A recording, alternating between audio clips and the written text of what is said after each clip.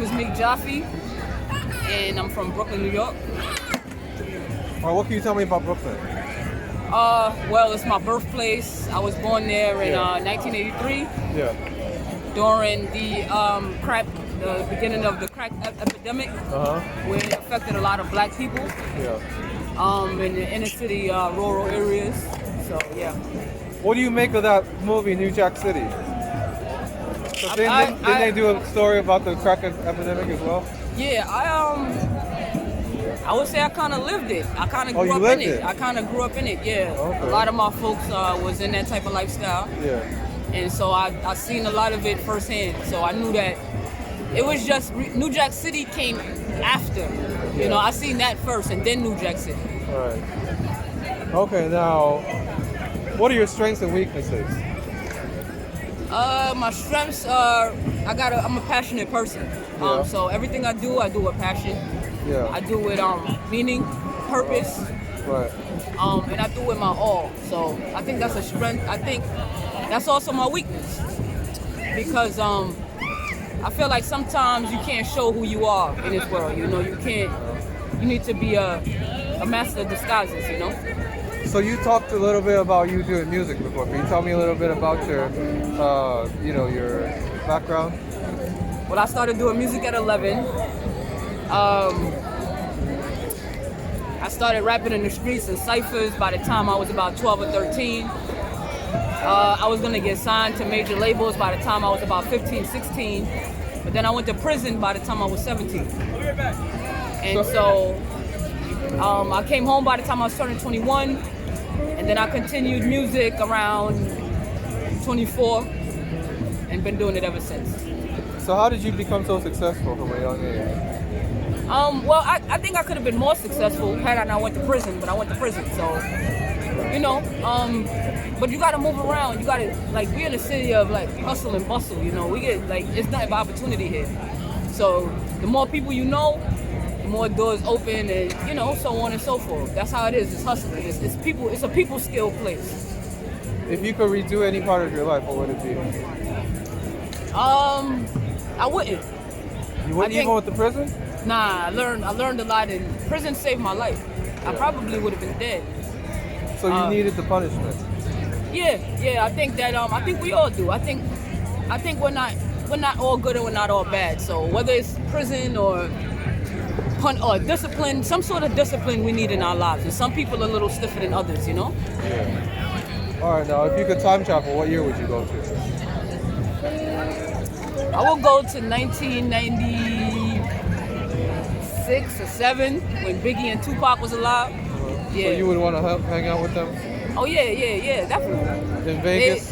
Yeah, well, I mean, not in Vegas, but not in Vegas. But I would hang out with them, you know. Yeah. Okay, now if you were not in New York, where would you be? Probably in California, Sacramento. All right, let's say you had a steady income coming in, $5,000 each month. Would you still work, or would you just live off that? I probably would still work because I'm a hustler. You know, I can't just sit. So $5,000 is not enough for me to just sit and feel comfortable. I got to make more, or I got to just be busy. You know. Yeah. So where were you coming from before you came to this park? I was just making a live and saying my spirit led me wherever I needed to go today. So I didn't have a destination. Okay. I ended up here literally. Okay, where are you going once you leave here? I'm letting my spirit guide me. Yeah. Come on, video on this for me? Yeah, I think I'm gonna be down here for a while. Cause I like what I see. Like I'm flooded with inspiration. I didn't plan to come here, and I'm flooded with what I'm seeing. So I'm really excited. Yeah. All right, what kind of places have you traveled to? Countries, states? Jamaica. I'm Jamaican, so Jamaica, Georgia, California, Chicago, Boston, Florida, all kind of North Carolina, South Carolina. I mean, I could go on and on.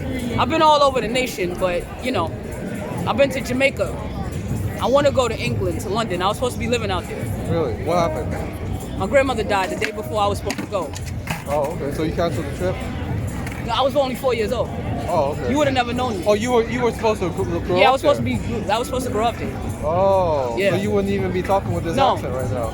I'd be a whole different accent, whole different place, whole different tax bracket. Yeah. Because there's a huge Jamaican community, right? Yeah, very. Yeah. And my family is part of the parliament. They're really? big. Yeah. Oh, okay. All right, now, what are some places you would like to travel to in the future? I want to go to Dubai. I want to go to Greece. I want to go to Tel Aviv. Yeah, that's about it for now. All right, what are some good places to film videos like this in New York? You could do this by the pier. You could do this in Williamsburg, Dumbo, Brooklyn, Bed-Stuy, Crown Heights. Yeah. Where do you see yourself 5 years from now? Hopefully living. It's kind of scary. I mean, Still here in New York? Yeah, I love my city. You gonna be owning your own house, anything like that? Yeah, well, I semi-own my own house. We're in the transition of owning our own right now. I live in Queens. So I grew up in Queens. I'm from Brooklyn, but I grew up in Queens, so we have a nice house in Queens. Yeah. And it's a very peaceful, comfortable block. Yeah. Can you break it down for us? What's the difference between the boroughs? Well, Brooklyn, let me just say this. Brooklyn is a place that's very cultured, that's very take it. You know, Harlem is make it, because Manhattan and Harlem is two different places, okay? So we got Manhattan, which is this is what you see. Manhattan is NYC, but then Harlem is, they make their money. Brooklyn take their money. Queens get fly, got all the nice chicks. The Bronx is gritty city. And Staten Island is just, you know, it's Little Italy. You know, they chill out. They chill out over there, but you could get lost over there. Yeah. All right, what were you doing during the lockdown? March and April. Well, everything was shut I down. wasn't locked down. I'm a community activist. I work under Mayor de Blasio as I was really policing my own neighborhoods. I was part of an anti-gun violence organization, so crime didn't stop. So I was on every crime scene. I seen a lot of dead bodies. I seen a lot of things. So I never was on quarantine. Yeah. So you were out and about. Yeah, I was out. What kind of questions would you ask if you were? You said before you do interviews too, right? Yeah. What kind of questions do you like to ask people? I like to ask people soul questions, like what makes them them, like what gives them inspiration, what gives them the will to live for the next day. I like to know what makes a person besides the everyday uniformity, you know, of life. This is trash. I want to know what's in your soul. So I'm always trying to search people out. Okay, you said you're a content creator. What's your most successful content? I would say it's my radio. It's media. I'm in communications, so I would say right now I have a show called I Got a Story to Tell. The platform is Facebook. Usually I air on Thursdays, so that I go around telling different people's stories. Before I turned my radio show into a production company. So under that production, I Got a Story to Tell, where I capture every kind of story I can capture in the city. What's the name of your show? It's called I Got a Story to Tell. Like Biggie's I Got a Story to Tell. Have you ever heard that song? Yeah. Then you'll know my show. Where can we find your channel? You can go on Facebook. I centralize all the views to Facebook. Yeah. And that's I Got a Story to Tell 2, the number. So if you type that into your URL, you can find my show. Who do you follow on the internet? Any influencers? Whoever's funny. A lot of comedians. I'm a person of humor, so I follow Just Hilarious. I follow Country Wayne. I follow a lot of people that's just speaking motivational things into people. But I follow a lot of the the comedians. What do you think about the Wayans brothers? Oh, I love them. They put on their whole family, generation wise. They made a name for their name, and so working in your name is important. Your name is all you got. So the Wayans brothers get all my respect. What about Jamie Foxx? Yeah, Jamie Foxx is a staple. He's a legend. Yeah. He's a legend. All right, now, what kind of responses are you getting from your audience? They love the content because they like that I go deep with questions, and it's things that people can relate to. So they like that I ask the questions people don't want to ask, you know. What kind of audience do you generally cater to? What's the demographics? It used to be just music, a lot of music, and entrepreneurs. And it's the same now, a lot of entrepreneurs, but now... Local people, NY? New Yorkers audience? All over. All over? Yeah. All over the nation. Yeah. And I'm even getting people from different countries. And for my music, I got fans all over the world, kind of, you know, from different places. I never even thought people would know my music. Yeah. You consider yourself to be a leader or what? Definitely. Yeah. Because I don't follow anybody. I mean, that's simple. I see you got some jewelry with you. Yeah. What does that mean to you? Well, it's a crucifix. I personally think I shouldn't be wearing it. Yeah. Because it's an image under the heaven or something, and it's actually against what the instruction is. But I like it. And it reminded me of my grandmother, and I lost my grandmother less than a year ago, so I wear that. So you a religious person? You go to church? I think that we're all religious by nature. Right. Anything that you do, you know, people would like to veer away from it, but it's part of human nature. Yeah. You know, if you get up and eat every day, you're religiously eating. What kind of advice you got for young people? Stay true to you, you know, and stay true to your soul. Because I was young and wise, and I'm older and wise, and I stay true to myself. And everybody has a true north, you know. Everybody's gonna tell you how to live, but you're you for a reason. If I were to give you 3 wishes, what would they be? I would wish for endless wishes. That's number 1.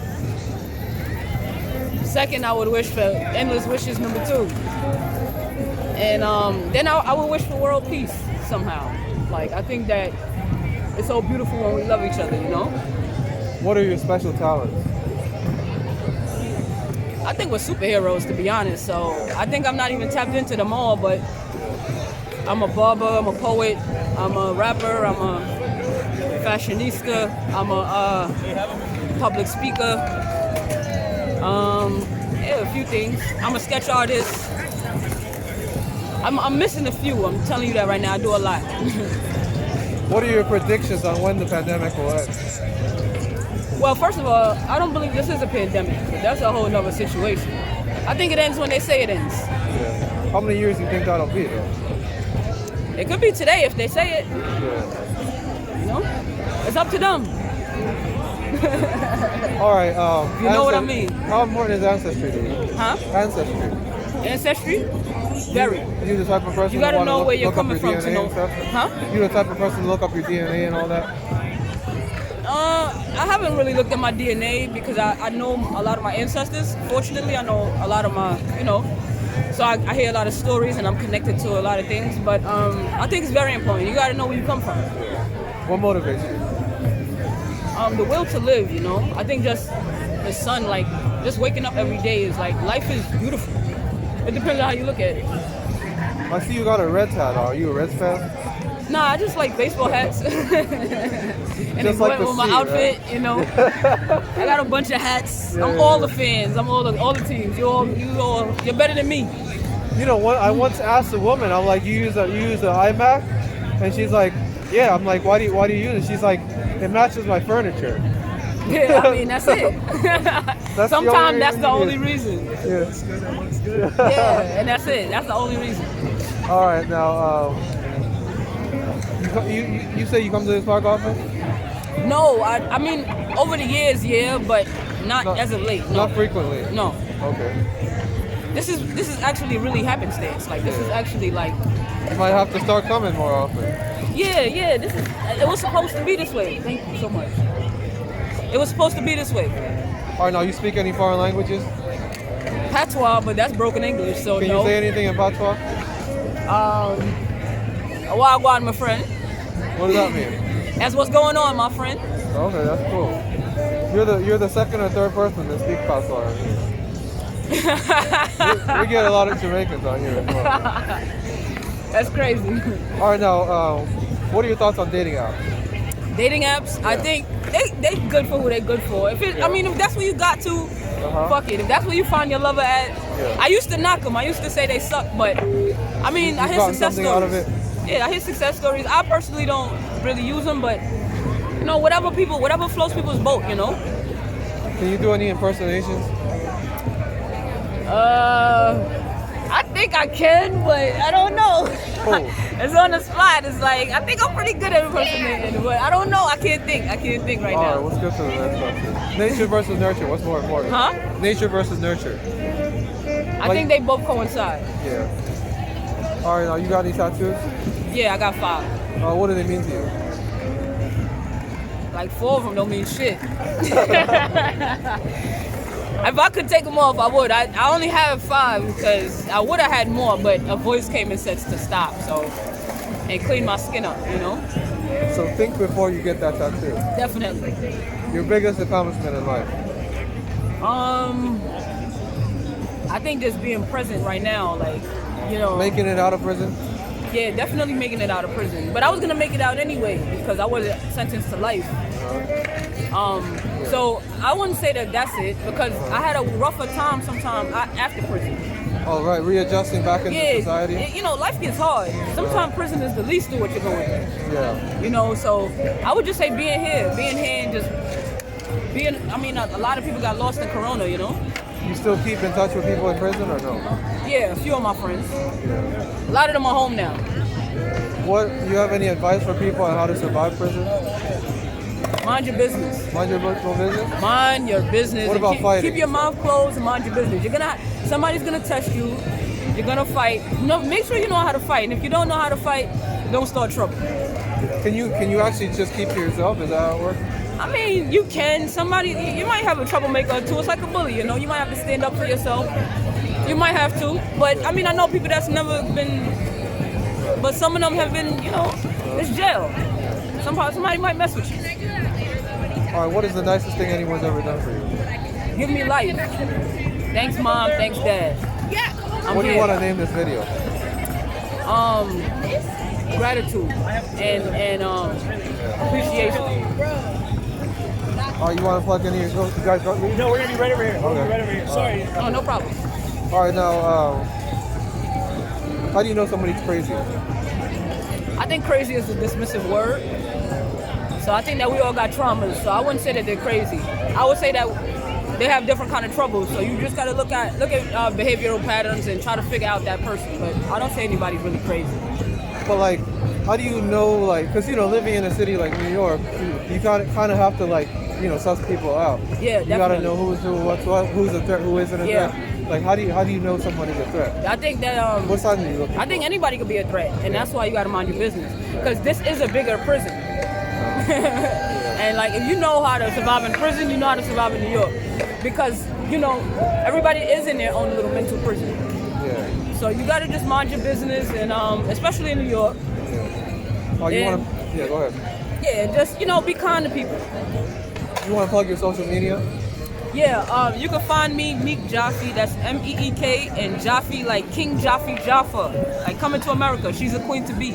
And if you want to find me on Instagram, you can find me at BUGGZMONEY. That's Bugs Money.